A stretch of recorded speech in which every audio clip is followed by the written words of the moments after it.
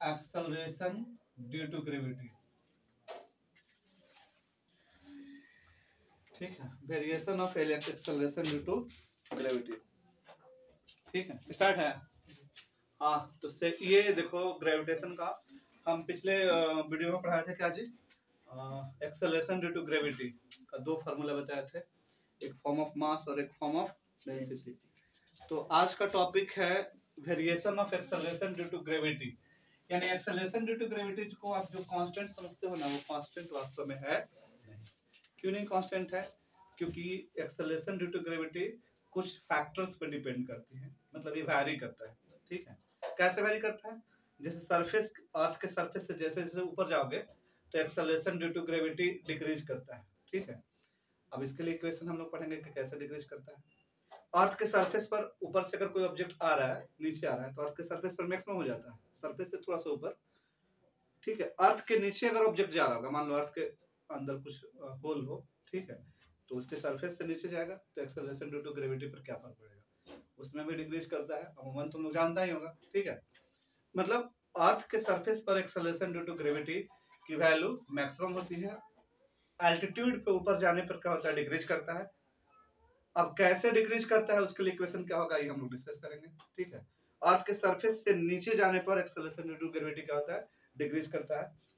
मतलब acceleration due to gravity, अगर object ऊपर जा रहा है, सरफेस से ऊपर जा रहा है, तब क्या होगा, डिक्रीज करेगा, अमूमन तुम जो जानते हो। कैसे डिक्रीज करेगा ये हम लोग प्रूफ देखेंगे। डेप्थ ऑफ अर्थ, यानी अर्थ के सरफेस से नीचे अगर कोई ऑब्जेक्ट मूव कर रहा है, ठीक है, तो acceleration due to gravity change होता है, डिक्रीज करता है, ठीक है, ये भी हम लोग पढ़ेंगे। दूसरा, अर्थ के शेप पे भी acceleration due to gravity depend करता है। आप जानते हो ना कि अर्थ का शेप लगभग ओवल टाइप का है, ठीक है, तो एक्सेलरेशन ड्यू टू ग्रेविटी क्या होता है, देखो इसको बोलते हैं इक्वेटर लाइन और इसको पोलर लाइन बोलते हैं। तो यहाँ ये अर्थ का सेंटर है, ऑब्जेक्ट अगर यहाँ रहेगा, कोई ऑब्जेक्ट अगर यहाँ रहेगा तो यहाँ पर acceleration due to gravity maximum होती है, और ऑब्जेक्ट अगर इधर मूव कर रहा है इक्वेटर की ओर तो डिक्रीज करती है, और यहाँ पर सबसे मिनिमम हो जाता है, ठीक है। ऑरेंज की तरह क्या ऑरेंज की तरह ऑरेंज नहीं, ओवल इलिप्टिकल शेप का होता है, ओवल शेप का होता है। ऑरेंज बड़ा एकदम नया फिगर ला रहे हो, ऊपर से चिपटा रहता है, कुछ ये बैठा नहीं, अर्थ का शेप इलिप्टिकल होता है, ठीक है, ऊपर से चिपटा तो है ना, इलिप्टिकल में चिपटा तो नहीं नजर आ रहा है, ऑलमोस्ट सर्कुलर नहीं है, अंडा के आकार का होता है, एक के आकार का होता है, ठीक है, कोई दिक्कत, मौसमी की तरह बना देता, सबसे अच्छा पपीता सही रहता, नहीं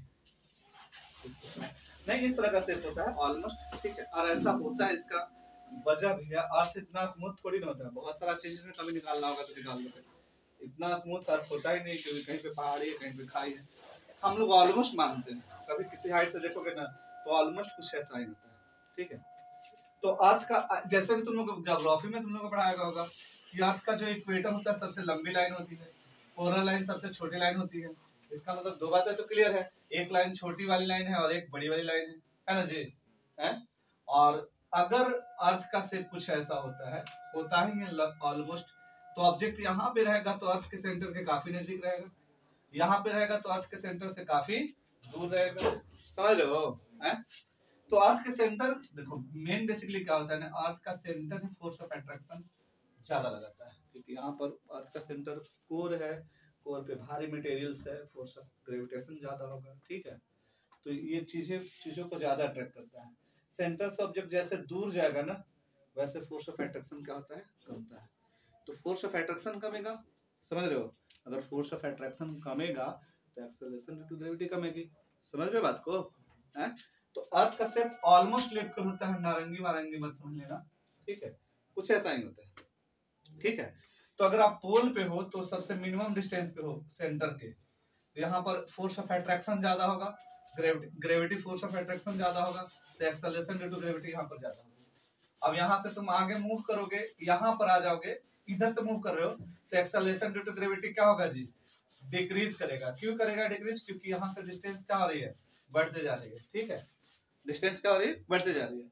और यहाँ पर पोल पे तुम्हारा क्या हो जाएगा जी, पोल नहीं, इक्वेटर पे सबसे हाईएस्ट डिस्टेंस हो जाएगा, ठीक है। और इसके बाद यहाँ से ऐसे आओगे तो फर्दर क्या करेगा, इंक्रीज करेगा, ठीक है।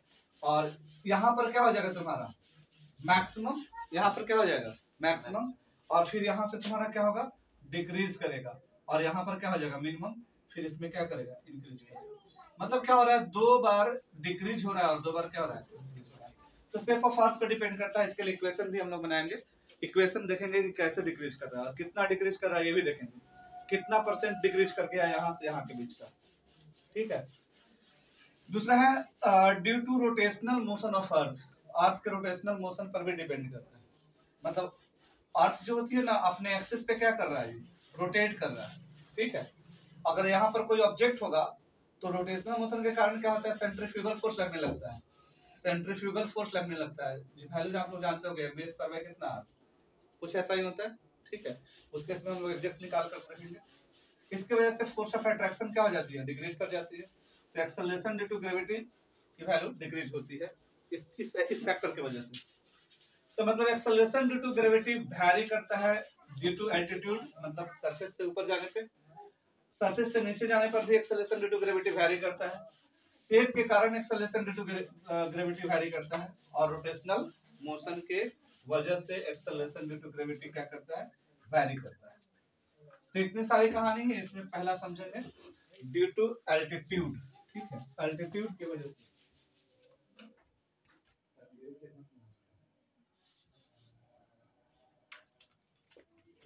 ठीक है, तो हम लोग पढ़ने वाले हैं ड्यू टू एल्टीट्यूड की वजह से, ठीक है। Acceleration due to gravity altitude की वजह से चेंज करता है, कितना चेंज करेगा, कैसे चेंज करेगा, पूरा कहानी है, ठीक है। कोई समस्या, ठीक है। चल देखो हमारा आदत लगाओ कि बार बार हम ठीक है बोले ना, हाँ इसे गड़बड़ा दे ना, मतलब तुमने के मजा आवत तो ठीक है, सलानी रहो वाला फीलिंग रहो ना, कोचिंग में केसरिया वाला फीलिंग आता, ठीक है। सॉरी, चलो ये है अर्थ हमारी धरती माता, ठीक है। और ये अर्थ का क्या है जी, सेंटर। कोई दिक्कत, मास मान लेते हैं, वही मास ऑफ अर्थ एम ही है, रेडियस ऑफ अर्थ आर ही है, और यहाँ पर कोई ऑब्जेक्ट हमने रखा है, हाइट है कुछ सरफेस से, इस सरफेस से ऊपर कुछ हाइट है ये h, और यहाँ पर हमने स्मॉल h मान लेना, ठीक है।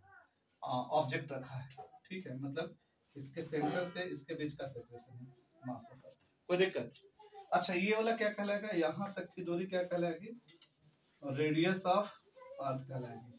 और ये वाला दूरी तो समझिए गया ना, इतना दूर क्या कहलाएगा, ये हाइट है, मतलब एल्टीट्यूड है, ठीक है, ऑब्जेक्ट के पोजीशन का। कोई समस्या नहीं ना, मजा आ रहा है। चलो अब इसका थोड़ा सा डेरिवेशन कर लेते हैं।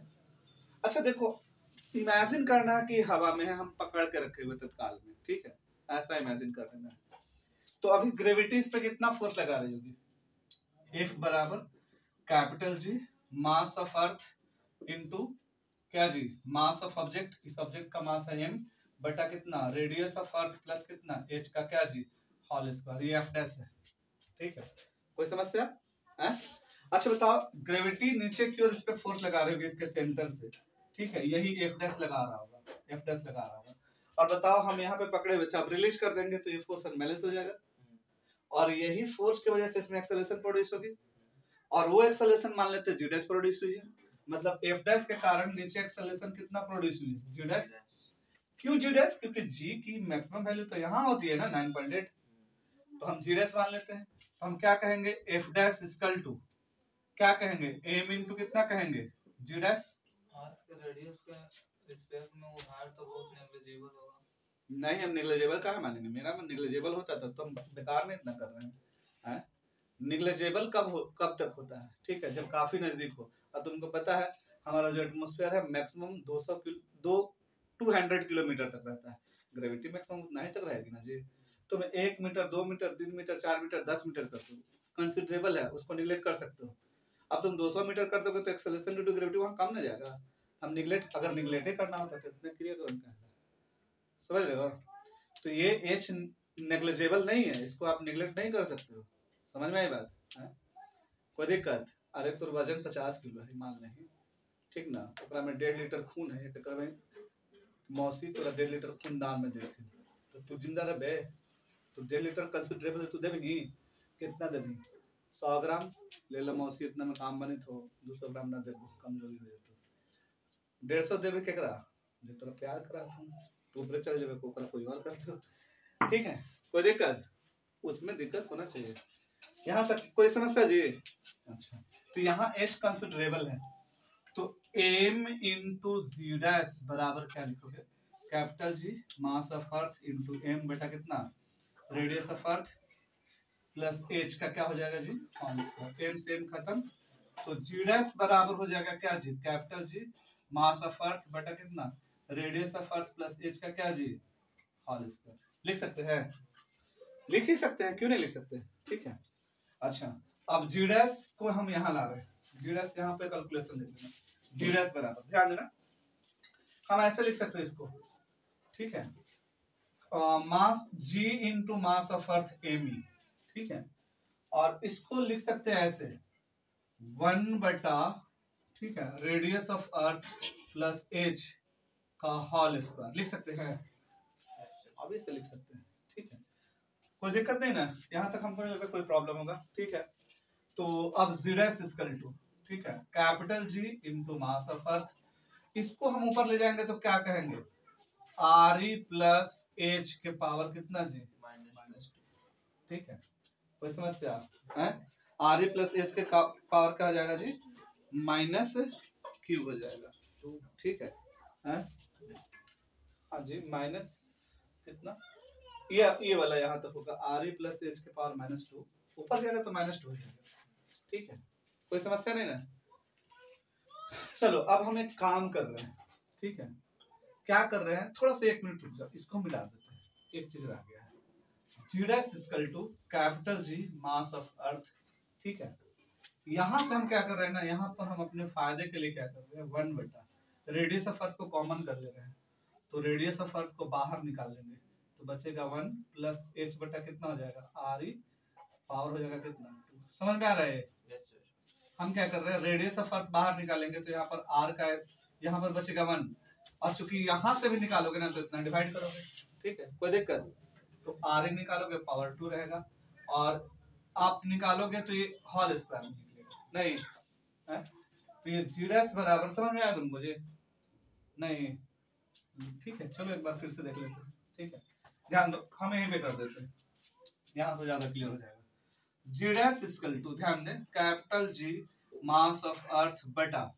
Radius of earth R E है, ठीक है, प्लस हम क्या करेंगे, एच है तो radius of earth R E into radius of R E ऊपर गुना कर देंगे, और ये कर देंगे इसको क्या जी, ऐसे कर सकते हैं, ठीक है, अब तो कोई दिक्कत नहीं है। अब यहाँ पर रेडियस ऑफ अर्थ तुमको दिखने लगा, यहाँ पर दिखने लगा, हम दोनों को बाहर कर देंगे, अब आर ई को बाहर लेंगे, ब्रैकेट के पावर 2 है तो पावर 2 बाहर आ जाएगा, ठीक है, तो जी डैश बराबर हो जाएगा क्या, जी डैश बराबर capital G into mass of earth divided by, यहाँ से निकालोगे आर ई तो नीचे आ जाएगा रेडियस ऑफ अर्थ का क्या जी, होल स्क्वायर, लेकिन यहाँ बचेगा 1 डिवाइडेड बाई, ठीक है, 1 प्लस एच बटा आर ई, ठीक है, इतना के पावर 2, यही बच जाएगा, ठीक है, अच्छा, जी डैश बराबर इसकी वैल्यू क्या होती है, इसी की वैल्यू होती है जी बराबर 9.8, देखो पहले वाला बताए थे, प्रीवियस में बताया था ना, एक्सेलरेशन ड्यू टू ग्रेविटी का formula in the form of mass, density के फॉर्म में बताया था, लेकिन फॉर्म ऑफ मास वाला मैच कर रहा है, इसका मतलब ये कितना है जी, ये जी है जिसकी वैल्यू 9.8 होती है, और इस चीज को हम लोग लिख सकते हैं, ऊपर जाकर के हो जाएगा 1 प्लस एच बटा आर ई के पावर कितना हो जाएगा, -2, ठीक है, यहाँ के बाद बाइनोमियल एक्सपेंशन, बाइनोमियल तुम पढ़े हो, ठीक है, एक्सपेंशन बेसिकली होता है, ठीक है, और आगे जाके पढ़ोगे, तत्काल में यहाँ पे काम चला लेना फार्मूला से, ठीक है, तो जी डैश बराबर जी इंटू, यहाँ पर लिखते 1 माइनस 2h बटा कितना जी, आर ई, ठीक है, जी यहाँ पे हो जाएगा g equal to g dash 1 minus 2h by R E, ठीक है, कोई दिक्कत, ये वास्तव में एक्सपेंशन है, इस ये फार्मूला होता है, ठीक है, ये वास्तव में फार्मूला होता है 1 प्लस एक्स का पावर कितना जी, -2 का या -3 का -4 का उस पे टूटता है, n सीरीज में चलता है ये, n सीरीज उस पे आधारित है। कोई दिक्कत? अच्छा, अब इससे क्या तात्पर्य हुआ कि जी वैरी कर रहा है कैसे, जैसे जैसे h बढ़ेगा वैसे वैसे पूरा ही बढ़ेगा, और पूरा ही बढ़ेगा तो इसका मतलब जी डैश की वैल्यू कम होगी। देखो कैसे, जी डैश बराबर हम इसमें गुना कर देंगे तो क्या आ गया, जी माइनस कितना, जी इंटू 2h बटा कितना, रेडियस ऑफ अर्थ। ये तो बदलने वाला रहा, नहीं बदलेगा, जो बदलेगा कौन, h। h अगर बढ़ेगा तो ये पूरा क्या होगा, बढ़ेगा, और पूरा बढ़ेगा तो एक 9.8 में से कांस्टेंट वैल्यू घटेगी, तो जी डैश की वैल्यू क्या होगी, घटेगी। अगर h की वैल्यू कमेगी तो ये पूरा का वैल्यू कमेगा, h की वैल्यू कमेगी, रेडियस से भागा दोगे कम आएगा, कम से कम में गुना करोगे 9.8 में गुना करोगे कमेगा, ठीक है, तो g की वैल्यू बढ़ेगी। क्लियर है, समझ में आ रहा है? लेकिन हम मान लेते हैं ना कि h की वैल्यू हो गई 0, h की वैल्यू क्या हो जाएगी 0, तो h की वैल्यू 0 का मतलब क्या कि ऑब्जेक्ट गिर करके कहां आ जाएगा, यहाँ, तो g डैश की वैल्यू किसके बराबर हो जाएगी, g के, ये मैक्सिमम वैल्यू पे पहुंच जाता है, ठीक है, और ये सबसे ज्यादा हाइट पे चल जाएगा, तो ये अगर मैक्सिमम हो जाएगा तो एक ऐसा सिचुएशन आ जाएगा कि ये दोनों बराबर हो जाएगा, एक्सेलरेशन ड्यू टू ग्रेविटी खत्म हो जाएगी, मतलब उस समय क्या होगा, ऑब्जेक्ट ग्रेविटी फील्ड से बाहर है। अगर मान लो h की ऐसी वैल्यू हम रख रहे हैं कि इसकी वैल्यू 9.8 आ जाए और इसकी वैल्यू 9.8 तो होती ही है, कट करके कितना आएगा 0, तो जीरो की वैल्यू कितनी आ जाएगी 0, तो हाइट मिलेगा जहां पर ग्रेविटी फील्ड होगी नहीं, ठीक है, क्लियर है यहाँ तक? तो ये तुम्हारा हो गया वेरिएशन ऑफ एक्स, इसका मतलब एक लाइन कर सकते हैं, जी डैश होगा छोटा जी, ठीक है, और जी डैश की वैल्यू क्या होगी जी, घटेगी h के बढ़ने से, ठीक है, एल्टीट्यूड जैसे जैसे बढ़ेगा वैसे वैसे घटेगा।